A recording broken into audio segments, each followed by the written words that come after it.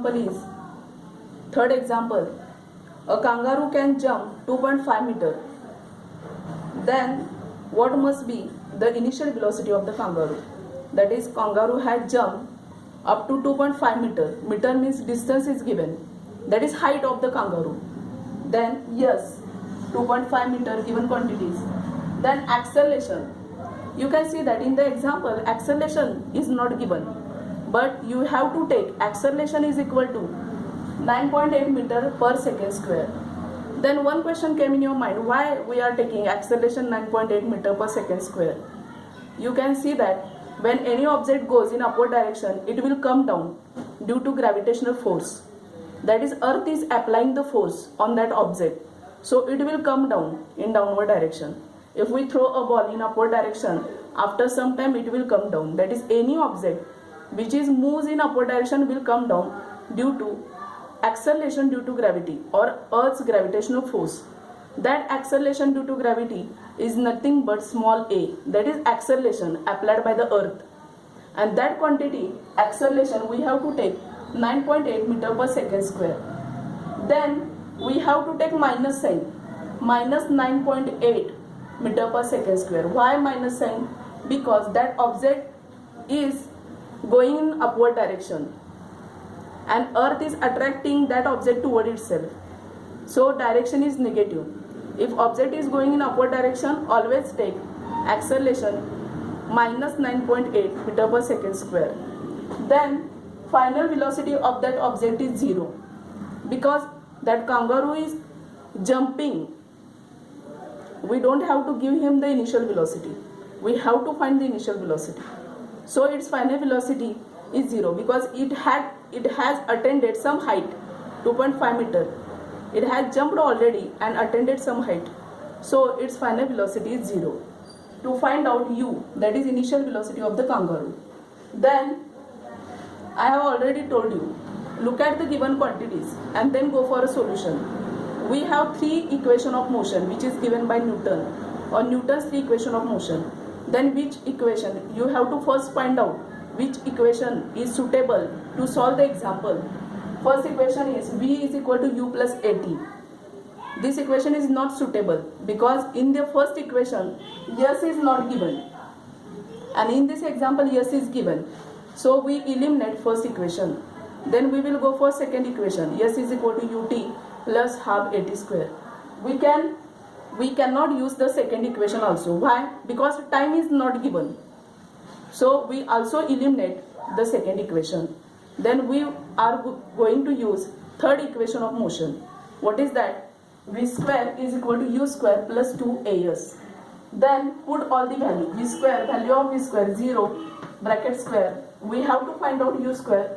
So write u square as it is, plus 2 acceleration minus 9.8 into s. S is 2.5. Then solve this. Therefore 0 square 0 is equal to u square minus 2 into 9.8 into 25. Therefore 0 is equal to u square. When you multiply all this quantity, you will get 49. Then this is minus. When it goes to another side, it will become plus. Therefore u square is equal to 49. Then taking square root on both sides. Therefore u is equal to square root of 49. You will get 7. Then what is the unit? It is initial velocity. Always remember, whether it is initial velocity or final velocity, the unit will be the same. What is that unit? Meter per second. Unit of velocity is meter per second. So right here, meter per second. This is the solution of this equation. Always remember, this is the solution of this equation. Now next example is 4 example. A motorboat start from the rest. Always remember, when any example, the word rest come, then you have to definitely write initial velocity is 0. When object start from rest, you have to write u is equal to 0.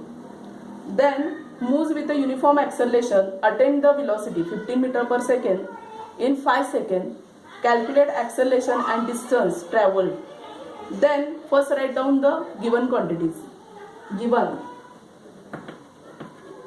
objects start from rest, so initial velocity is 0, that is u is equal to 0. Then final velocity, he attained the velocity, that is its final velocity v is equal to 15 meter per second. Then time 5 seconds. Acceleration, to find out, what to find out? Acceleration.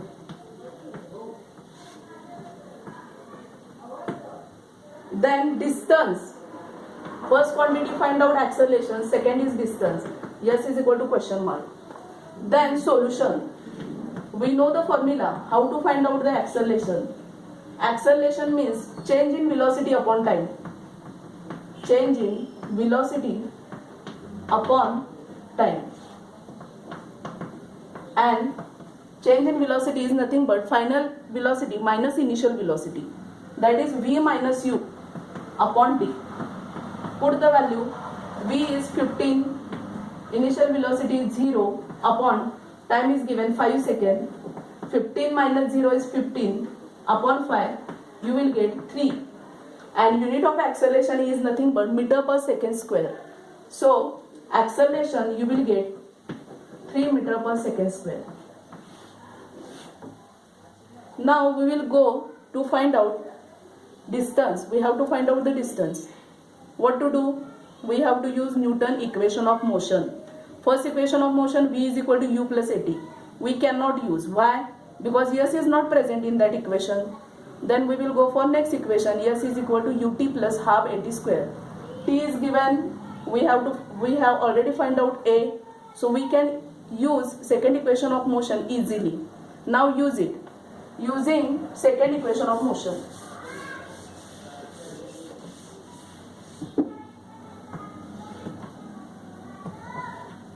Using second equation of motion.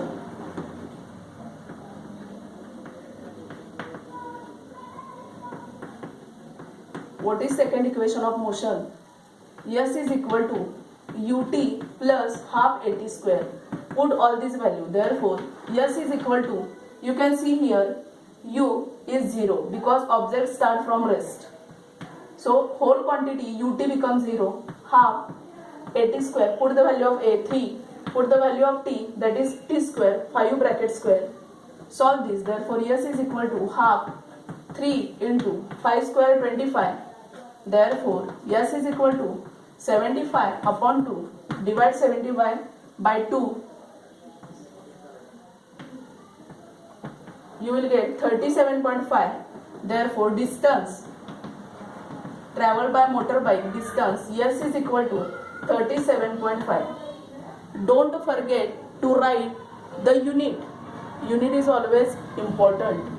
Distance, how to measure the distance in meter. So write here meter.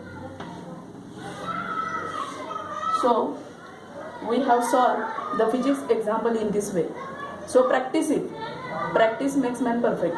When you practice it, what to find out, what quantities are given, then which formula we should use, then think about it. First equation, second equation, or third, which formula is suitable to solve this example. If S is given, if T is given, some quantities are given, some are not given, then which formula we should use. Think over it, practice it, then you will easily find out the answer.